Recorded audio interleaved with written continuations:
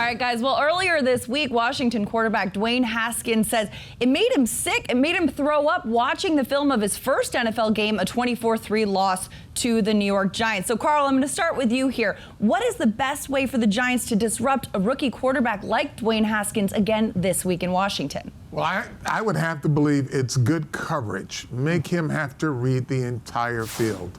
Oh, that's interesting. I think it'd be more of a pass rush. I think that he's a big guy. He looks all his athleticism, but he's not a real runner. So if you get after him, get him outside the pocket, get some hits on him, you're going to mess up his whole day. Well, you know what? If he gets out the pocket, he can launch that rocket arm of his. Okay, he can launch it, but if you're hitting him, he'll stop launching. Curling. We'll see.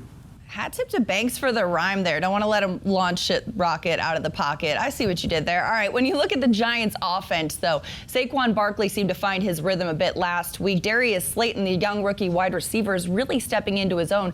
So between those two, Slayton and Barkley, who will have more touchdowns this weekend against Washington? Ooh, I'm going to go with Slayton. I think the long ball is coming back. I think Slayton's doing a great job. They're going to try to double team him probably more now, but he's still got that blazing speed, and he runs really good routes. You know, they do complement each other. Sometimes you pass the run and you run the pass. I'm thinking with the momentum that Saquon Barkley has, it's going to be him. It's going to be the Barkley show, and then the backup singer will be Darius Slayton. I think Darius Slayton's going to take the top of the defense. We'll give Barkley a chance to run the ball, but Slayton's a guy that you got to pay attention to no matter what. Well, so you have to pay attention to Saquon Barkley no matter what. Okay.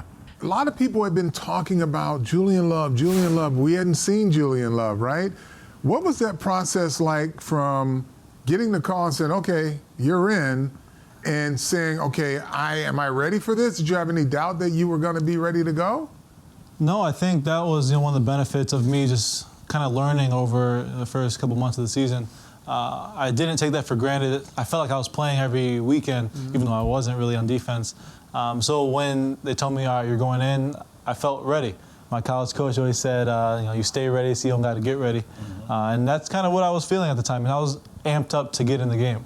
Do you guys ever think or dream that, hey, we're going to be the best group of DBs in football, this group that just came in?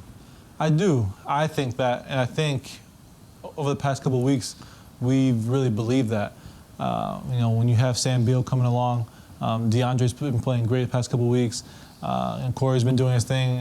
I'm trying to get there for us as well. I think you collectively, you look around like we got all that we need in this room. And that's important. I think that's pretty special. And now it's just building. Even if you're playing well, you got to correct things. And that will get us to that status that the Giants need us at. This was a chance for our team to grow, and it started with this safety. So typically when you're backed up like this, there's only a few choices if you want to run the ball. So a lot of times you'll quarterback sneak it or you'll dive it. What they do is a traditional double team play that we see every week. So you single block here, you double team to somebody. On this side, you'll try to double team. You block all these guys, and really the two guys that are unblocked are the middle safety in this case, and in this case, Sam Beal. So what you tell the runner is you got to find a crease in here, and it's a lot of noise. If you bounce it, it's on you to beat the corner. And in this case here, he chose to try to beat the corner, and then Beal made one of his 11 tackles. I think he had a terrific game, and certainly this was a big play in the game. So up front, Dalvin Tomlinson played a terrific game. He got a lot of penetration. So anytime you have penetration on a downhill run, that causes the ball to spill. And then in this case here, we've seen numerous times where a tackle will be missed by the corner and it becomes a big game. This is actually a really good corner play. He wraps him up. We get the safety. Talk about the advance that the Redskins have made with Haskins. He seems to be throwing the ball with a lot more confidence than when he got basically thrown in a fire drill in the first game. You can start to see he's playing with a little more confidence. I think he is, and you really can't compare the two games. He was put in midstream in the game that we played him the first time. He's got some starts under his belt. He is playing more confidently. He's got 3 receivers he's throwing the ball to, a tight end that he likes, and Adrian Peterson's playing well. So it's coming together for them on offense, and they're solid on defense. The one thing you notice now about Dwayne Haskins, he's playing with confidence. He's playing with confidence in his ability. It can be a little tricky, but he makes a window throw. They're going to run 2 slant routes. He's going to throw in this window, and he's got guys coming from every angle. It looks like he threw it into a team meeting, and you'll see here, he just has confidence in his arm that he can make this throw, but it is a very dangerous throw if the defenders know where they are. Whoa. So, ball's out. You got defender, coming, right? This ball gets there on a laser, Bob. There is a very tight window. He throws it in. Oh, my goodness. Now, this guy should pick the ball off, but it whizzed right over his fingertips. So you're talking about a young man who, right here, who's now playing with confidence. That ball comes out. He doesn't think it can be picked. He throws a laser.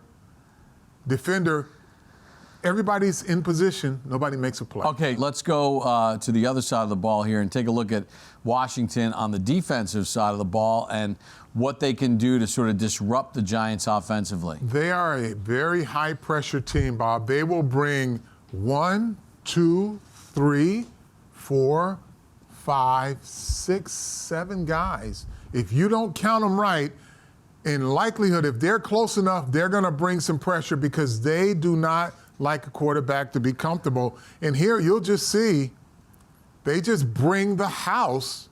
Every guy that's eligible to blitz, they bring. So communication is important, Freeze. Communication is important here. Communication is important here.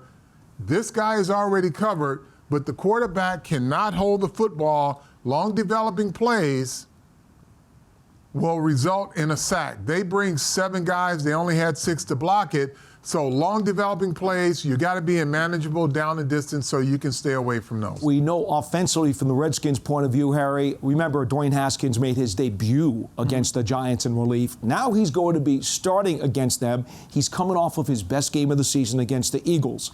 Do you look to confuse this rookie quarterback, or do you just come after him? No, I think the Giants have a young secondary, and you don't really want to try to do too much disguising of anything.